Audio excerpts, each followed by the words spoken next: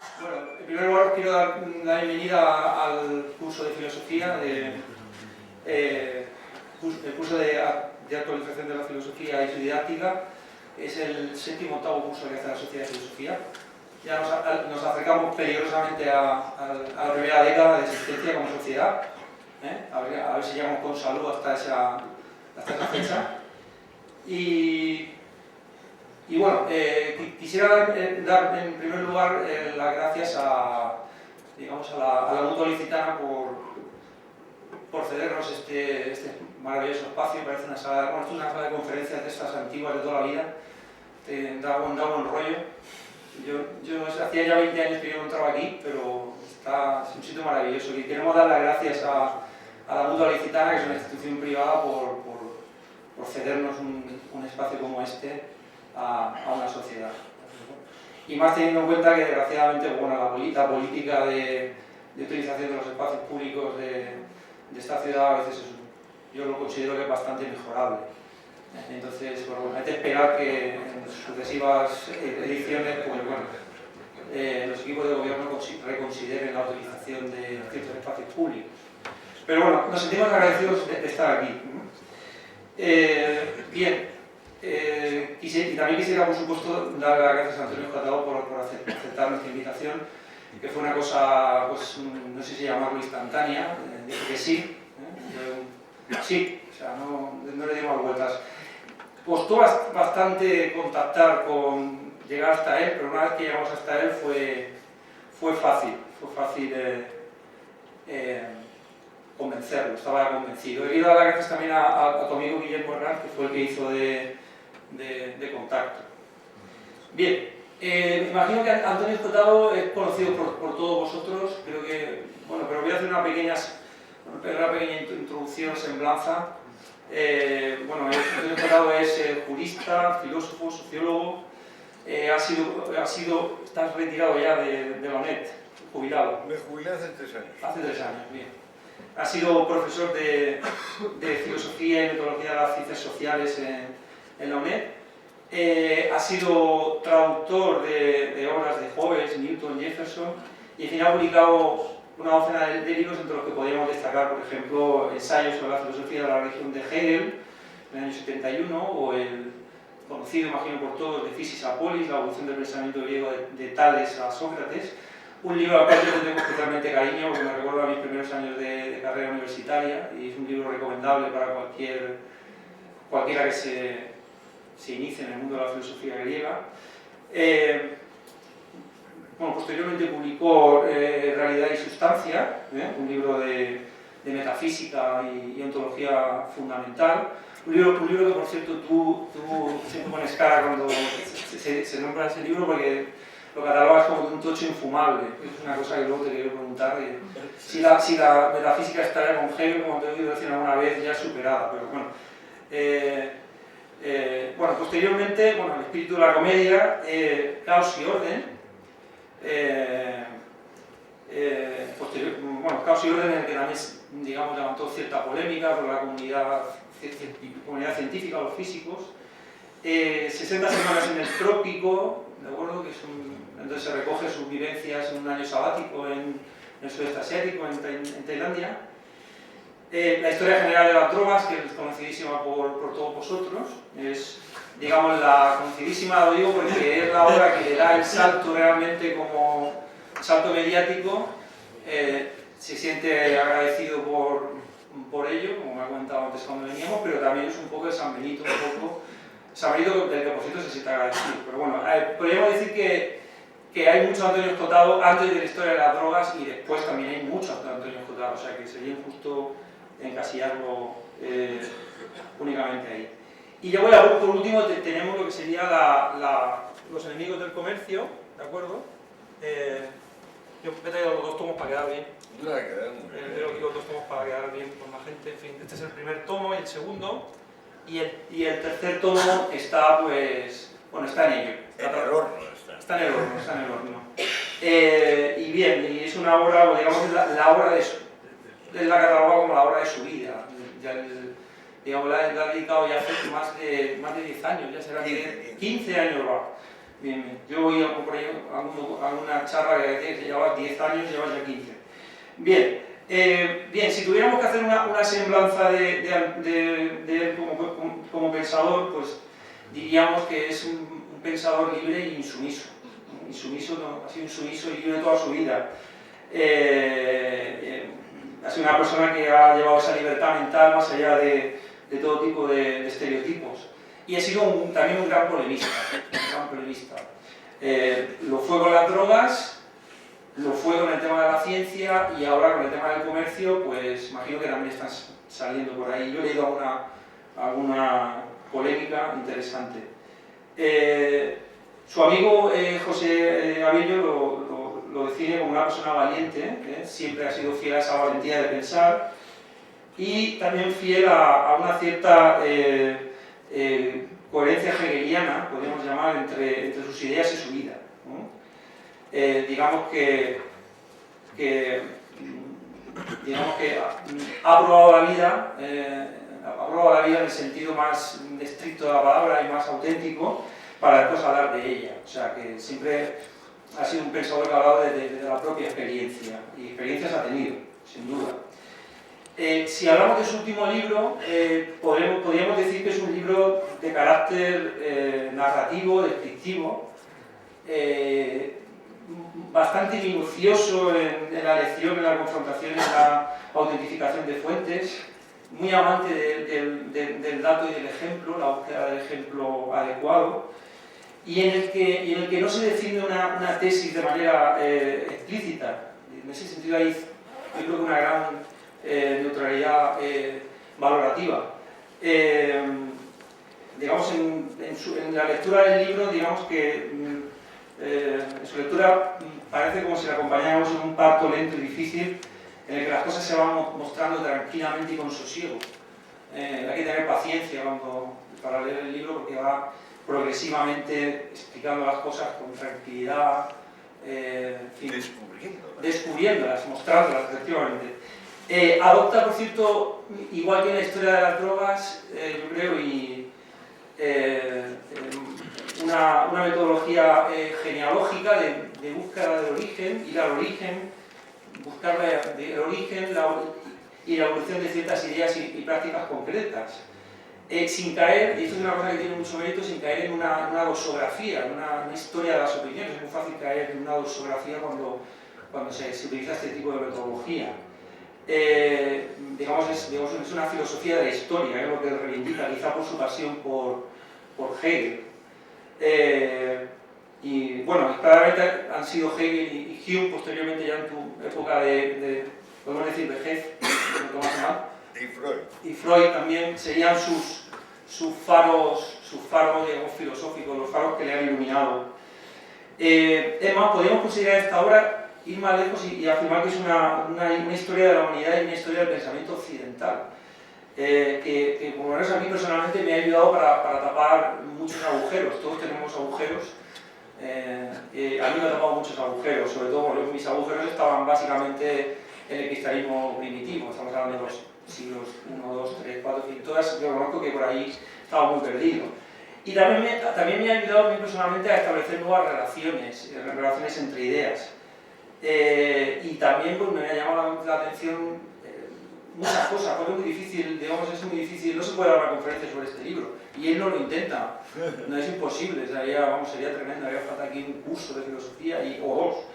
Pero por ejemplo, yo resalto, por ejemplo, me gusta mucho la visión que tiene de la Revolución Francesa en este libro, esta idea de esa imposición revolucionaria de la virtud, esa reeducación, esa deificación de la razón y la libertad, con mayúsculas, esa libertad con mayúsculas que, como dice él textualmente, una libertad entendida como amor sublime hacia ella misma que cancela las prosaicas libertades civiles. Es la tremenda contradicción de que la libertad se come a la propia libertad, es una libertad antiliberal, podríamos decir. En fin, esta obra tiene, yo creo, una gran profundidad. Tiene toques de humor, toques de ironía quizá porque la propia realidad así lo es. Y también podemos resaltar, y ya hemos estado terminando, es un gran amante del lenguaje, de la lengua castellana. Es decir, en la manera que tiene de nombrar o utilizar metáforas, incluso de acuñar nuevos términos como pobrismo. Pero ante todo, podemos decir de él que es un espíritu que vuela libre y que nos hace recordar que la filosofía constituye una lucha por la libertad, y al mismo tiempo también decir que una parte importante del hecho de ser libre radica precisamente en pensar de manera filosófica, a pesar de los enemigos de la realidad. Sin más, pues le cedo la palabra a Antonio.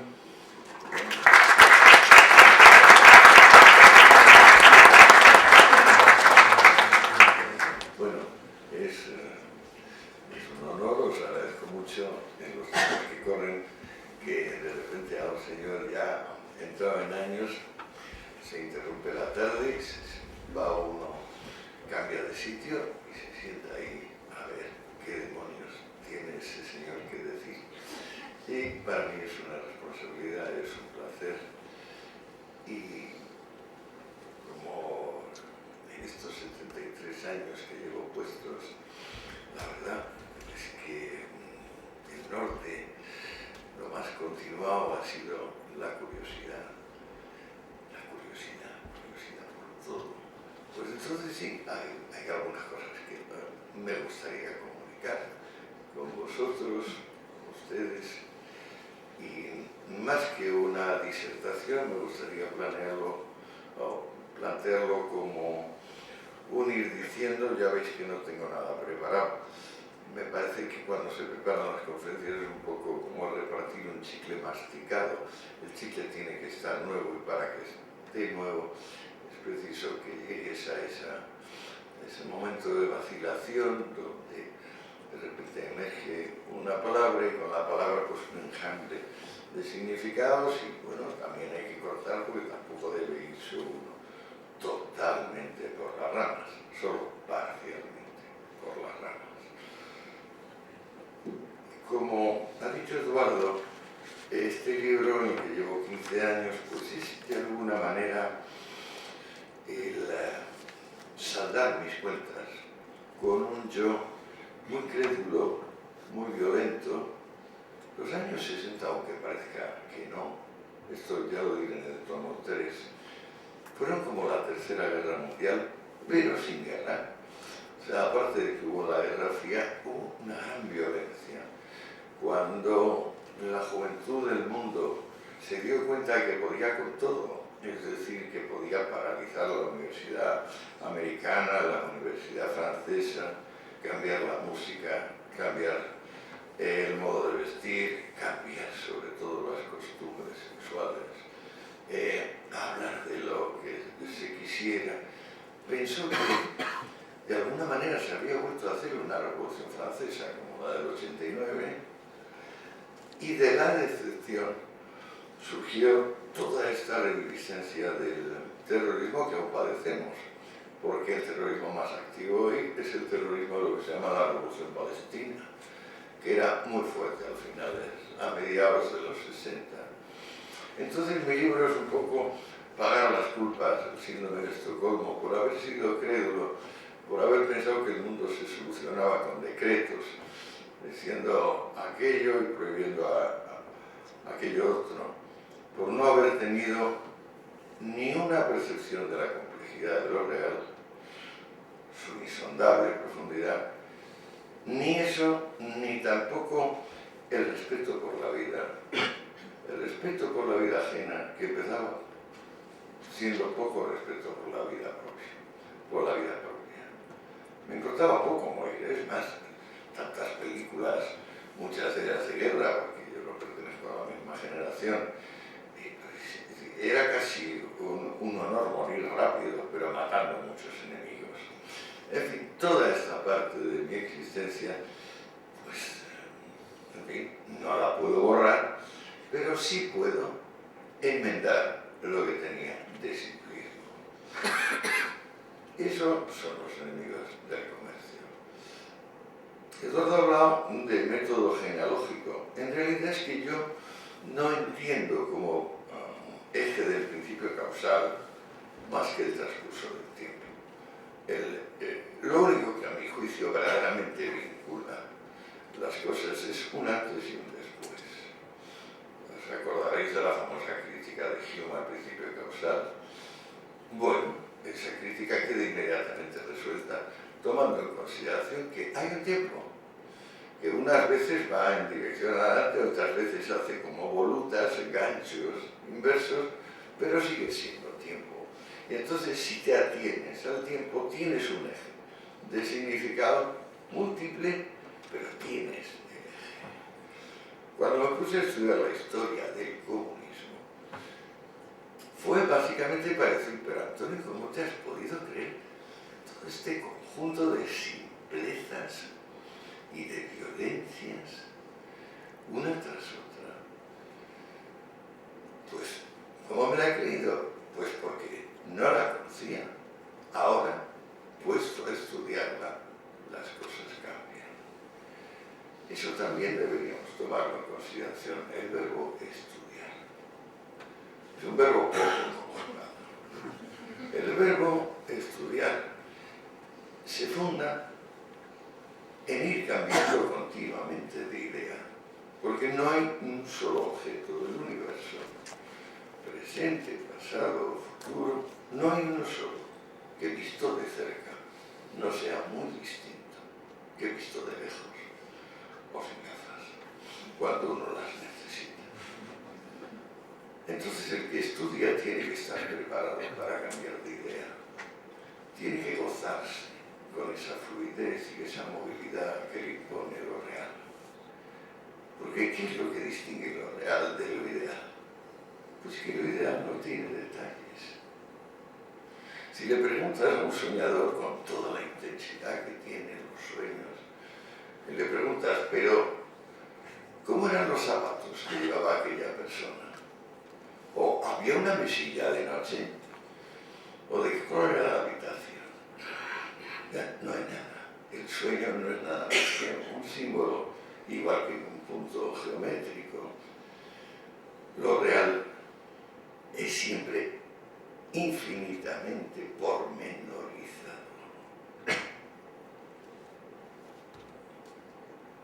Lo simbólico, no.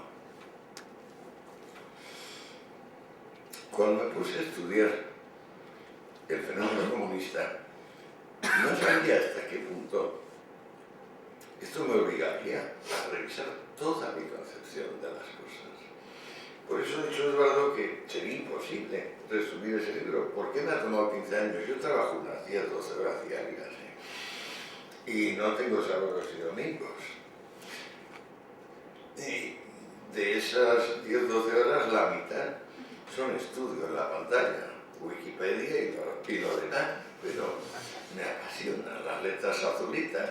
O sea, de repente estoy una semana estudiando cómo se alean los cañones de la Armada inglesa, y acabo, digo, que es posible, llevar 100 horas estudiando cómo se hacen las aleaciones de cañones, pero luego sí sale, o sea, acaba saliendo de eso algún tipo de información útil para juzgar lo demás.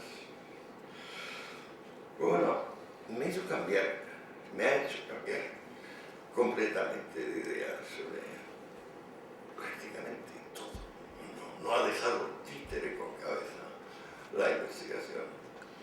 Lo primero, antes de entrar en empleados y empresarios, empleadores y empleados, lo primero, alguno que haya visto el libro lo recordará, es la cuestión de la esclavitud. Por alguna razón, que ahora no me explico, pero que en tiempos daba por hecho, pensamos que fue Jesús, diciendo que los seres humanos son hermanos y se deben amor y respeto, el primero que puso coto a una antigüedad que cuanto más atrás te vas, más esclavista era. Oh, Dios mío, esto no tiene ninguna relación con la realidad.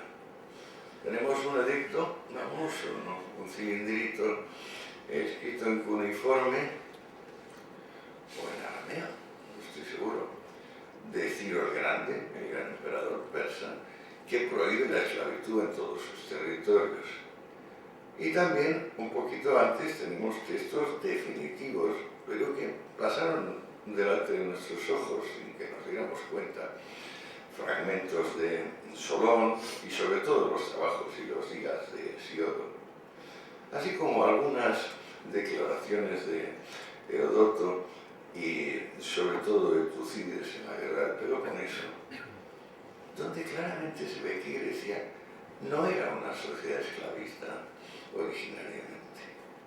Solón llega a decir, si permitimos esta competencia desleal del esclavo, lo que nos hace ricos y lo que nos hace libres y lo que nos hace sentir orgullo de nosotros mismos desaparecerá. Acordaos que Solón derogó la esclavitud por deudas, que era una norma muy habitual, este tipo de irresponsable que seguía jugando y luego cuando ya no pagaba, no podía pagar, pues vendía un hijo, una hija o dos hijas. Eso lo derogó Solón, pero también puso coto a una situación progresivamente guerra civilista que tenía dividida a esa comarca, a la comarca de Atenas y a algunas ciudades próximas, que como sabéis es un foco increíble de belleza, de dignidad, de hallazgo, algo que quizás no se ha vuelto a reproducir hasta la Viena del siglo XIX. Más o menos se puede parecer a la Atenas de Pericles, pero cuidado con irse por las ramas. Grecia no era esclavista. Hay tres potencias que se dedicaron a sustituir el mercado de bienes y servicios por el mercado de personas. Son Esparta, Asiria y un poco después, por influencia de Esparta y Asiria, Roma, el Imperio Romano. Esto es toda una concepción del mundo. La concepción del mundo que piensa que es buen negocio mandar y ser obedecido. No toma en consideración factores que podemos llamar eficiencia, rendimiento y sobre todo inventiva. Y por eso esas sociedades acaban yéndose al garete, pues son sociedades deficitarias por naturaleza. Pero, lejos de ser Jesús un gran líder antiesclavista, es el hombre que permitió, por supuesto sin quererlo él, aparte de que el personaje personal de Jesús se escapa a cualquier investigador, es como una anguila resbaladizo. Está claro que hay ahí un espíritu poderoso, que es el que dice, confía en tu fuego interno, esa es tu fortaleza. Y claro, el espíritu que dice eso cambia el mundo, hay un antes y un después de quien dice eso. Pero ya la vida personal de Jesús es una masa de fantasías y elucubraciones. Pues bueno, lo que quiero decir es que la figura que Jesús representa prolonga la esclavitud, le da al hombre una razón de resignación, dividiendo la realidad en más allá y más acá, diciendo que Dios es lo contrario del dinero. Luego más lo vale interpretar diciendo que el dinero sustituyó el valor de uso por el valor de cambio y creó la sociedad esta perversa y corrupta. Pero en origen es Jesús, el que prolonga la esclavitud porque defiende una sociedad clerical militar frente al proyecto muy avanzado de sociedad comercial que representaba por una parte Cartago y por otra parte Atenas. En Atenas y en Cartago había esclavos, y a medida que los esclavos fueron sobreponiéndose a la proporción de no esclavos, esas sociedades fueron entrando en déficit, en falta de inventiva y sucumbiendo a los guerreros o los pontífices, que también son profesiones complicadas. O sea, no es tan fácil ser pontífice ni es tan fácil ser un general de éxito. Pues bueno, la primera cosa que descubrí es que estaba equivocado por completo respecto de la esclavitud. Que la esclavitud empezó a desaparecer, como dice Montesquieu, al darse uno cuenta que no sale a cuenta. Es decir, que un trabajador motivado y magistral, es decir, con una enseñanza que le ha permitido dominar su oficio, magistral en el sentido de maestro de su oficio, un trabajador hace lo que 1500 en un gulag. Pero es cosa que se ha ido repitiendo y que al mismo tiempo se ha ido negando, porque a los autoritarios, el alma autoritaria, no le importa mucho la realidad de las cosas. Amor veritas, amor rei, decían los romanos. El que ama la verdad, ama la cosa concreta, ama la cosa determinada. Hemos visto, de pasada, he dicho que la esclavitud no tiene nada que ver con un fenómeno que fuera tocado, cambiado o reducido por el cristianismo, que al contrario. Cuanto más nos remontamos en el tiempo, menos esclavitud organizada hay. ¿Qué pasó luego cuando se hundió el Imperio Romano? Debido a su crisis, por supuesto, productiva. Es decir, a que no producía lo bastante. Las personas empezaron a huir de las ciudades, se crearon aquellas vagaudas, que eran unas hordas itinerantes de pobres gentes que sobraban en el campo, pero también sobraban en la ciudad.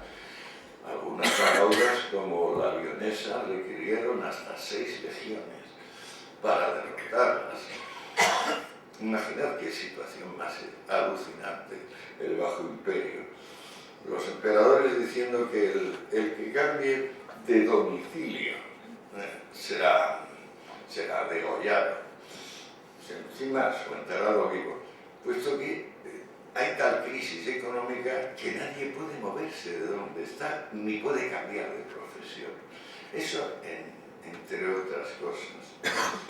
Aquella crisis sigue y sigue, se hunde el imperio, vienen los bárbaros a asumir el deber de mantener por lo menos la lengua y las instituciones básicas de aquello, y como sigue creciendo la pobreza interna, se crea un esclavo al cual ya no hay que darle auxiliar, lo llaman auxiliar, nominativo del plural, claro, sea techo, comida y vestuario. Ya no hay para darle al esclavo los auxiliares, pero sigue habiendo y sobrando el deseo de matar y también la abyección de soportar a ese que manda en vez de matarlo, lo saca de su posición. Y entonces aparece el siervo.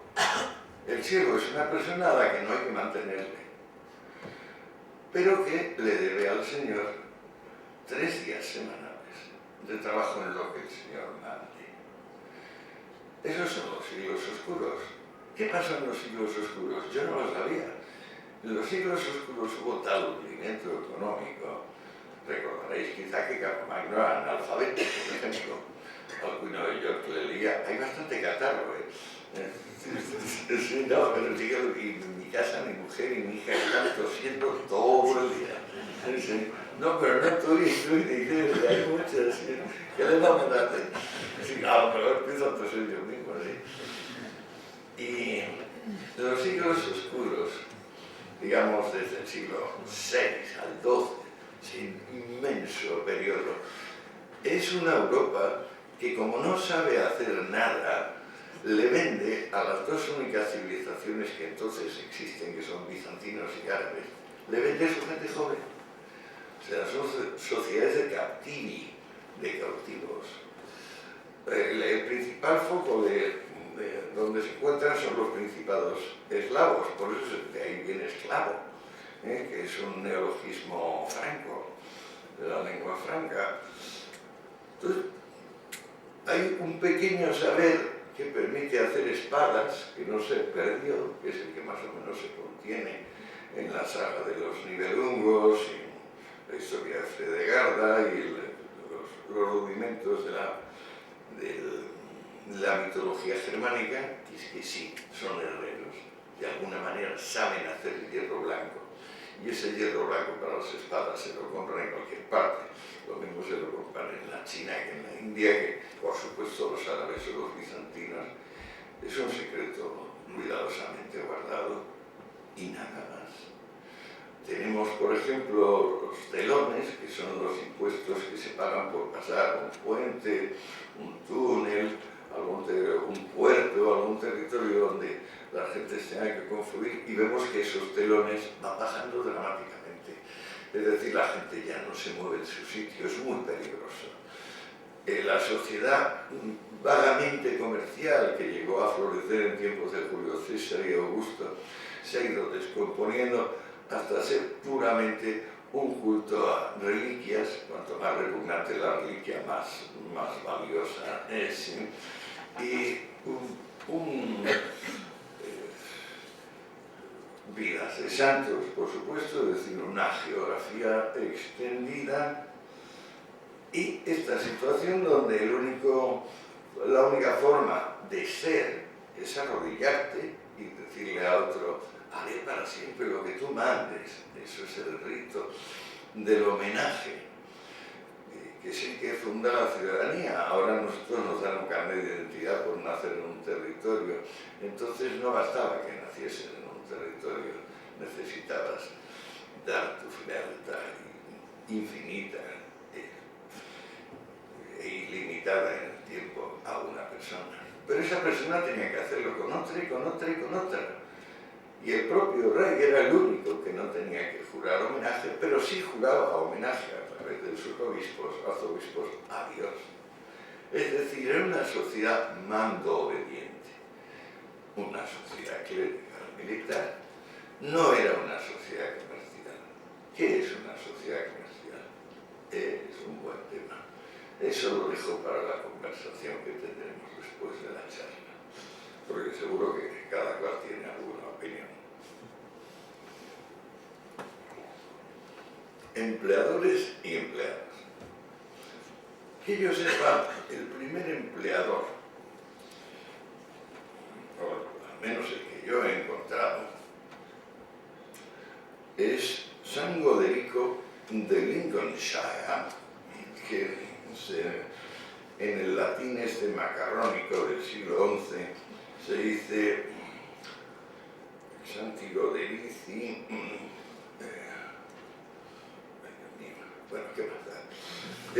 Este hombre era un siervo de la gleba, como el 90% de las personas en su tiempo, y desesperando de aquella condición, decidió escaparse. Esto arreglaba la cabeza, por supuesto, porque ya hemos visto que desde los emperadores romanos las personas no podían cambiar de domicilio, ni de profesión, salvo expresamente autorizadas. Pues Goderico decidió abandonar su gleba y, al parecer, vagó por las playas. Él vivía cerca del Canal de la Mancha.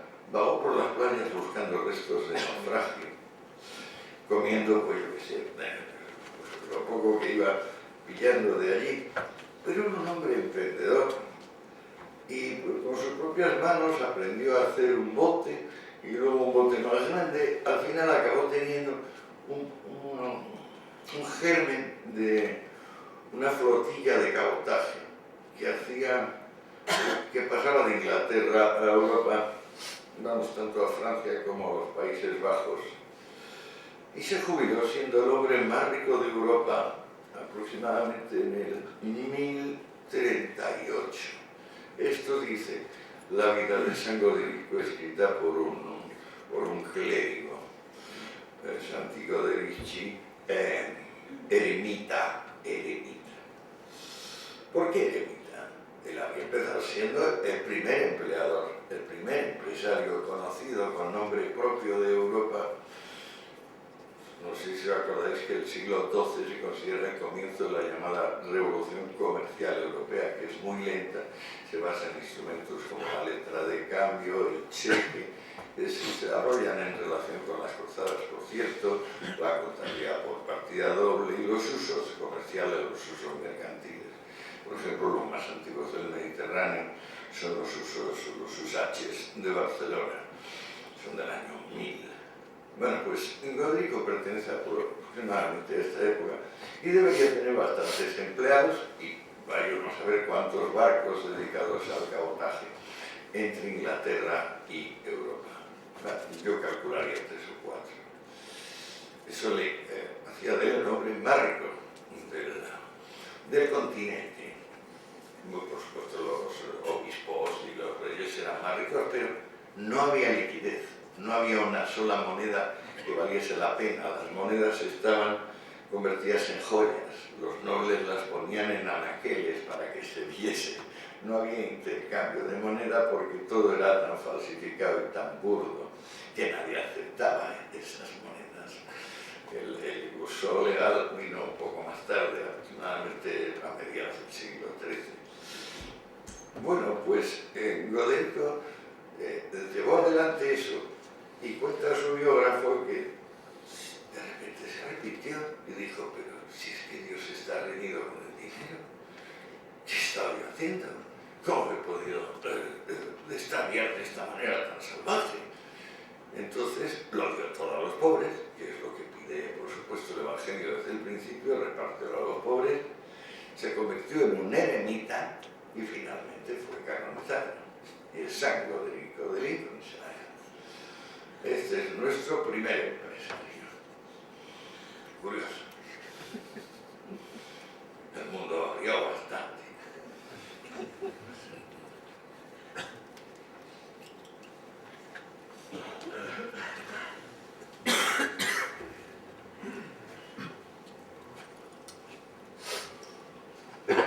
El monolito clerical militar, yo mando, tú obedeces, o yo obedezco, tú mandas, da igual. En la relación mando-obediente hay algo que fractura, y que fractura cada vez más, produciendo una separación dentro de esta unidad, que es la abyección autoritaria en sí misma. Esto es el ingenio humano. El hecho de que de repente uno sabe hacer mejor las cosas y esa espada blanca que corta la espada del otro, ese barco que no se hunde, cualquier cosa. Eso es útil y como es útil, se paga. Europa de repente dice, no quiero ser siervo. Lo dicen personas anónimas. Os he citado uno con nombre y apellido. Vamos, nombre y apellido. Si Lincolnshire es apellido. Goderico. De repente, cientos, miles de personas, de una Europa que no tendría más de 6 millones de habitantes, estamos hablando. Las gentes dicen, no me voy a quedar en la Elba, me voy.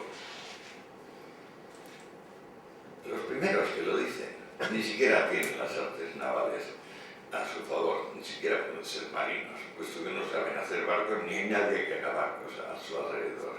¿Qué son caravaneros. Cogen a algún amigo que junto con ellos se dedicaba a las guerras privadas entre noble y noble de cada comarca y dicen, vamos a dejar esto, vamos a trasladar mercancías de un sitio a otro. Y contando con su familia y sus amigos, hicieron caravanas blindadas, puesto que tenían que defenderse no solo de los bandidos, sino de los verdaderos bandidos, es decir, los obispos y los nobles de cada territorio que, en cuanto veían un traslado de mercancías, lo incautaban. Puesto que el comercio es vicioso, el comercio es malo, Dios prohíbe que cualquier relación con el dinero. Como dice San Agustín, lucrarse es con mucho el peor vicio que el ser humano puede concebir. Es necesario comprar caro y vender barato, que es una forma perfecta, naturalmente, para que ese tipo de negocio dure un poquito, bastante poquito. Pero, en fin, eso es lo ortodoxo y lo debido. El monolito militar sindical empieza matando, empieza fulminando los carabineros. Luego, los marinos. Y luego un gran héroe civil olvidado, el notario. El notario es el hombre que ingeniosamente descubre formas de vender y comprar propiedad que estaba endeudada, propiedad que en nombre de Dios y de la sagrada inmovilidad del mundo no podía. Disponemos de muchas actas medievales donde alguien intenta vender o comprar y vienen sus familiares o sus herederos posteriores descendientes y anulan aquello en nombre de que aquello no es de nadie. Y es verdad que hasta Carlomagno y después de Carlomagno, Ludovico Pío, Luis el Piadoso, el hijo principal de Carlomagno, no hay movimiento de bienes. La transmisión, la compraventa, como ya dice Jesús varias veces, la compraventa está excluida. En la compraventa siempre alguien sale perdiendo, dice Jesús. Bueno, Jesús dice toda la patrística, o sea, hay un tratado específico de San Anselmo, otro de San Jerónimo, muchas observaciones dispersas de San Agustín, y bueno, toda la patrística griega, Juan Crisóstomo, Basilio, que se digan, ¿qué es esto de la compraventa? La compraventa es una canallada, o sea, siempre alguien sale perdiendo. Pues la forma de que nadie salga perdiendo es que no haya compraventas. A tal punto llega esto en la Alta Edad Media que la palabra vendedor y comprador desaparece. La palabra negociante, negociator, desaparece. John McCormick, un catedrático de historia medieval de la Universidad de Yale, tuvo la santa ocurrencia de pedir ayuda informática para digitalizar toda la literatura medieval, alto medieval, que se contiene aproximadamente en unos 78, 80 volúmenes. Son los Monumenta Germaniae Histórica y la Patrística Grecolatina de Miña, que son como dos enciclopedias británicas. Ahí está todo lo que se escribió entre el 600 y el 1000. Todo. Bueno, entonces McCormick le dijo, ¿cuántas veces aparece la palabra siervo? 342 millones. ¿Cuántas veces aparece la palabra tenedor? 100.000 no sé cuántas. ¿Cuántas veces aparece la palabra lucro? Ninguna. Se desvanece léxicamente el comercio. Se desvanece el comerciante. Esos son los siglos oscuros. Esa es la Edad Media. La Alta Edad Media. Yo no sabía nada de esto, naturalmente. Está a disposición de cualquiera que se tome el trabajo de estudiarlo, pero no lo sabía. Y la investigación de McCormick, un tocho que ha publicado hace poco en castellano, Crítica, pues me dejó fascinado. Puedes seguir léxicamente el estado ideológico de las sociedades. Entonces, bueno, lo malsonante se va quitando.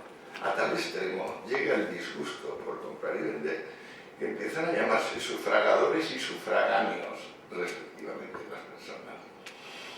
O sea, tú eres mi sufragáneo y yo soy tu sufragador. Cosas interesantes, ¿eh? Bueno, hemos hablado del primer empresario. Luego vemos que llega el notario. Ese héroe que es el notario es capaz de fluidificar las cosas y hacerlas transmisibles.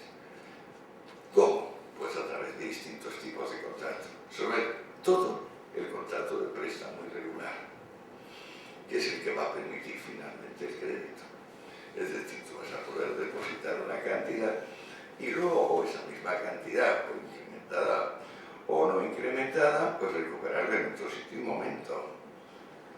Supongo que todos sabéis que la usura fue castigada con la muerte y con la hoguera. Por usura se entiende usus aureum, eso es apócope de la palabra, o sea, el empleo del dinero. En definitiva, la prima que se paga a quien hace el sacrificio de renunciar a las cosas y de tentar liquidez. O premiamos a la persona que hace el sacrificio o simplemente no habrá liquidez Y cuando quieres ir a que te presten, digan, no tengo. Desde luego, la forma más perfecta de desestimular el préstamo es aquel párrafito de Jesús en Lucas, donde le dice, ¿qué mérito tienes si cuando prestas estás pensando que te devuelvan el dinero? A esto podemos añadir nosotros, esto es exactamente la política que necesitamos para financiar la pequeña y mediana empresa. Así tendremos una financiación segura. Parece mentira que el mundo estuviese montado así. Pues así está montado. Cuando yo me puse a estudiar la historia del comunismo, era evidente que Carlos Marx no tenía nada que ver con Apocalipsis. Porque no sé si sabéis que Apocalipsis, aproximadamente un quinto del texto de Apocalipsis, se dedica a maldecir a navieros, empresarios, hombres de negocios, a quienes, por supuesto, sitúa en el infierno con unos tormentos específicos para ellos. La epístola de Santiago, que por ejemplo Calvino y Lutero retiran de la Biblia considerándolo un texto apócrifo y ridículo, al mismo tiempo que el Deutero Isaías y el profeta Daniel, todos estos dicen, ricos, vuestros trajes, vuestra ropa está roída de polillas, habéis engordado para el día de la matanza. Esto es el tono de todo el Nuevo Testamento. ¿Recordáis que la vida de Jesús empieza públicamente pegando latigazos a los comerciantes? La primera, cuando es desconocido, y cuando ya es conocido, viene con miles de ayudantes o acólitos y aterroriza a Jerusalén y la paraliza durante 2 días con lo mismo de aquí os he hecho del templo. Pero un momento, vamos a recordar que era la religión judía. Si viene alguien ahora y en la Meca, se planta en la Meca, y de aquí no da nadie vueltas en torno de esta piedra, y me sobran todos los peregrinos, pues se formó un gran cisco, porque la Meca vive de los peregrinos. ¿De qué vivía Jerusalén? De las ofrendas que se hacían a Yahvé. Léase el Viejo Testamento, el Antiguo Testamento, y habrá unas 100.000 referencias a que a Yahvé solo se le sirve inmolándole animales, porque su ira se aplaca, oliendo como la grasa se quema. Mía es la sangre, dice el Señor Yahvé, vosotros podéis quedar con el resto del alma, pero la sangre es mía. Y por eso en Jerusalén, todos los días y sobre todo en las festividades fundamentales, había unas piscinas gigantescas, una la llamaban el Gran Mar, para vaciar el hecho de que estaba sacrificando 15-20.000 animales diarios de gran calibre. Estoy hablando de vacas, por ejemplo, la hecatombe viene de matar simultáneamente a 100 vacas. Eso significa hecatombe. Agripa, el gran general romano, por ejemplo, honraba a Herodes, el rey de Judá, pues pagando varias hecatombes. Al oírlo había un buquinator, es decir, un tipo que hablaba muy alto, y decía, el general Agripa ofrece al Señor 3 hecatombes. Entonces, una muchedumbre daba alaridos de placer, diciendo que el Señor quedará enormemente complacido con este sacrificio que se le hace. Vino Jesús y dijo, aquí se acabó esto, aquí esto no se hace más. Pues, y sacó el látigo y empezó a dar a cambistas, literal. Estos los 4 evangelios son convergentes. Pues evidentemente, si es un lugar de peregrinos, lo primero que hace falta son cambistas, porque vienen con dineros distintos y hay que unificarlos. Si echas a los cambistas, acabas con el negocio. Pero es que si luego prohíben los sacrificios, que a mí, por cierto, me parece muy bien y es uno de los puntos fuertes del cristianismo, que es formalizar el sacrificio y decir, sí, celebrad mi muerte como hace la misa, pero no me matáis, es decir, se quita la sangre de por medio, que es lo que hace el Nuevo Testamento. Pero claro, si tú a Jerusalén le quitas los sacrificios y le quitas los cambistas, acabas con Jerusalén. Y acabas con cientos de miles de peregrinos, exactamente igual que acabarías con la Meca. Es curioso que durante mucho tiempo el cristianismo fue simbolizado. ¿Habéis visto esta portada? Esto es Jesús, es Quentin Metzys, es un holandés, el que lo pinta. Yo he elegido esto entre miles de ilustraciones análogas que hay. Hubo una época en que el cristianismo se sentía enormemente orgulloso de esos dos actos de Jesús. El primero inaugurando su vida pública y el segundo terminándola. Ahora, ya veis que no se habla tanto del asunto. Es más, cuando vengo yo a ruegar y a fastidiar, diciendo, no solo es una vez, son dos veces. Es la primera y la última. Es el centro de su predicación. Si él no tuviera esta parte de Mesías anticomercial, no sería nadie. Porque la parte que veneramos, que venero yo, por la cual me puedo declarar yo cristiano, no tiene nada que ver con la ira que pisa a los prósperos, esa venganza del pobre de espíritu, que es la que él representa. O sea, todos los que os sentís envidiosos, pensad que tenéis razón, claro que sí, tenéis razón, vamos a acabar con todos los ricos de espíritu. Y entonces vendrá una sociedad dichosamente igual. Nadie podrá envidiar, puesto que no habrá nada envidiable. Estaremos todos enormemente satisfechos. Bueno, esto es el corazón, es el núcleo duro de la predicación cristiana. Hasta que con la Reforma, que también es una contrarreforma, hecha básicamente por españoles, por teólogos españoles de la Escuela de Salamanca, claro, se empieza a decir, pero toda esta parte de ira, de envidia, de pobrismo, no es necesaria.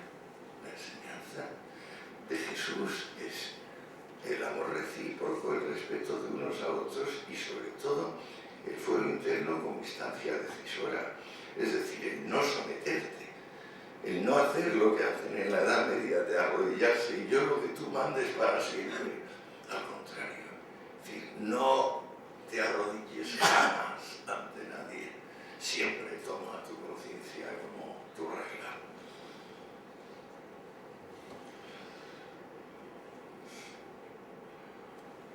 Después del notario, los gremios y los maestros orfebres, en cada una de sus variantes, empezaron a acumular. Y ahora vamos a hacer la última intervención técnica, que probablemente no os habéis dado cuenta de la diferencia entre desarrollo y estado de cosas en economía. Una economía, no tanto la doméstica, pero incluso vale para la doméstica, cualquier grupo humano, de las dimensiones que sean, 100 individuos, 100.000, normalmente produce lo necesario a efectos de consumir y no produce para crear excedentes, es decir, no produce con metas de capitalización. Para que llegue esa meta de capitalización es preciso que la sociedad cambie de costumbres, que aparezcan personas que antes no existían y que toda la sociedad, como consecuencia de ese cambio, se torne móvil cuando antes era inmóvil. Me explico.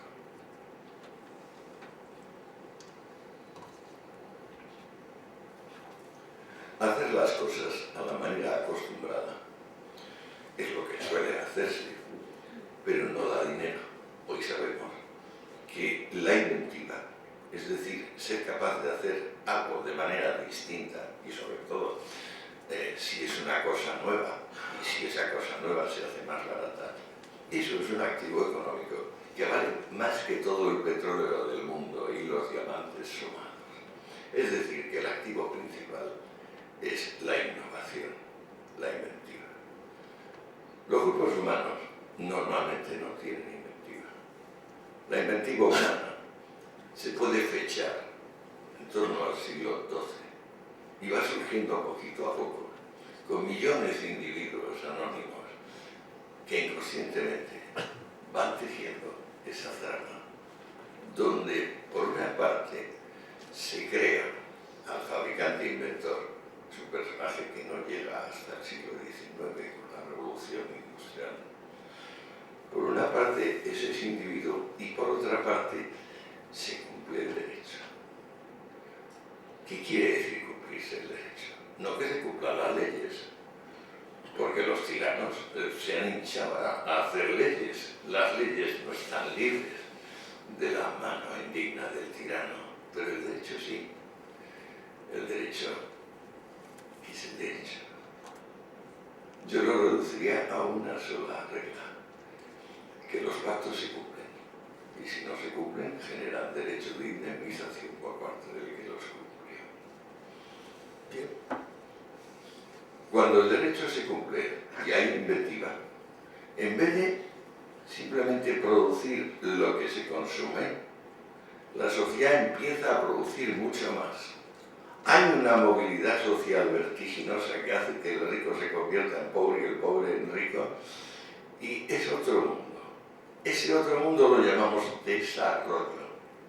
Nosotros estamos en desarrollo claramente desde el siglo XIII, pero en desarrollo hiperacelerado desde la revolución industrial de comienzos del XIX.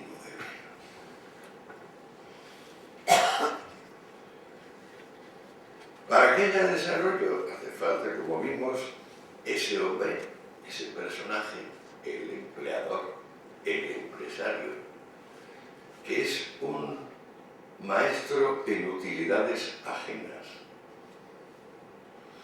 Y pues el resto, que bueno, como siempre, están ahí en forma de consumidores y que bueno, agradecen desde luego y compran y pagan, incluso se sacrifican hasta su último centavo para adquirir esas novedades que el empresario produce. Porque si hay algo no mecánico en este mundo es aprender a producir mecánicamente cosas más baratas. O sea, la mecanización del trabajo, la mecanización del producto es todo menos mecánica. Requiere un margen de inventividad y de ingenio y de tenacidad y también de crédito, es decir, de gente que está sufragando y se está arriesgando su dinero pensando que aquello va a salir. Pero ese es otro mundo. Yo creo que ya he hablado bastante y que ahora podemos charlar otras cosas.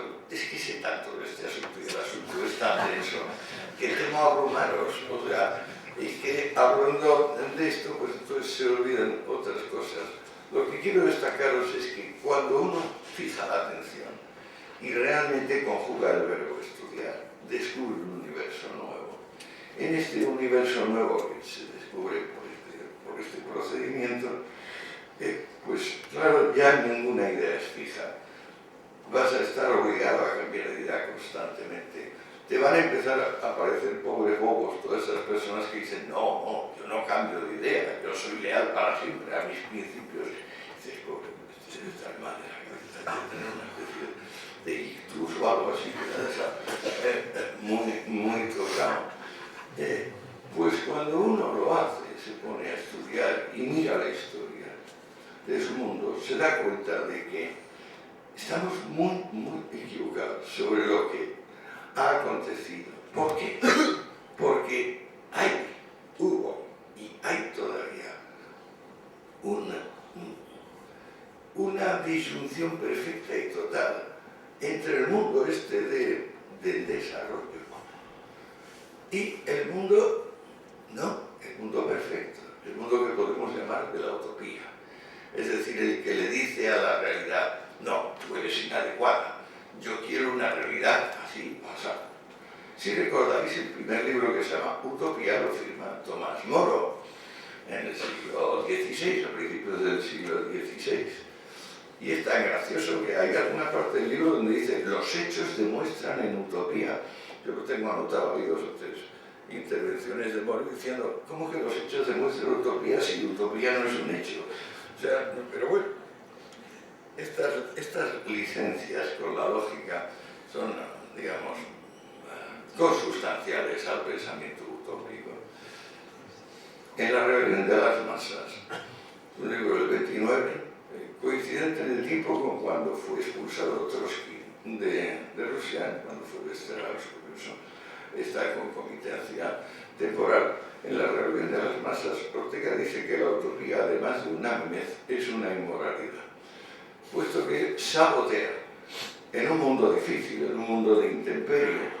Pensad un momento que el espacio exterior está a menos de 170 bajo cero y lo que cuesta sacar cualquier cosa adelante y que cerca está la muerte y el dolor. Pues digamos, la utopía sabotea la lucha necesaria por mejorar realmente la realidad poniendo otra realidad. Pero es una realidad tan otra que no se puede conseguir más que con lo que hemos visto con la Europa de los cautivos. ¿Cuál era la casa más habitual en la Europa de los cautivos? Debo recordaros, los leprosarios. ¿Qué es la lepra? Pues no es una enfermedad transmisible por bacilos o por virus, es la enfermedad de la roña. Lo que pasa es que da vergüenza, tendréis que buscar mucho en Wikipedia para daros cuenta de que hace falta 6 meses sin tocar el agua. ¿Pero qué? 6 meses sin tocar el agua puede permitir que ese vacío que todos los seres humanos tienen, digamos, florezca, se establezca, sea algo bastante fuerte y entonces es difícil de quitar. Ahora se utilizan dosis masivas de antibióticos contra la lepra, pero es mucho más sencillo ser higiénico. Bueno, hemos tenido y seguimos teniendo un mundo dividido entre quienes consideran que el dinero ofende a Dios y que Dios ama a los pobres de espíritu y por tanto odia a los ricos de espíritu. No estamos hablando de ricos materiales, hablamos de ricos de espíritu. Micros neuma, o sea, alma chiquitita. ¿Por qué llama Dios a los que tienen el alma chiquitita? Porque son párvulos obedientes. A él le gusta la obediencia. Este no es un modelo, a mi juicio, que nos permita honrarnos a nosotros mismos y estar a la altura de lo que podemos estar. Pero es muy gordo el problema. Por eso voy por el tercer tomo y en secretos diré que probablemente tendré que hacer un cuarto, dada la increíble cantidad de materia que voy descubriendo, porque es que yo no pongo ahí nada más que lo que he descubierto y no sabía antes de escribir el libro, porque supongo que lo que yo sabía antes es lo que sabemos todos, es lo que compartimos. Bueno, y ahora, pues a ver si con lo que os he dicho, para no marear más, pues nada, me preguntáis y entablamos un contacto. Os vuelvo a agradecer la paciencia.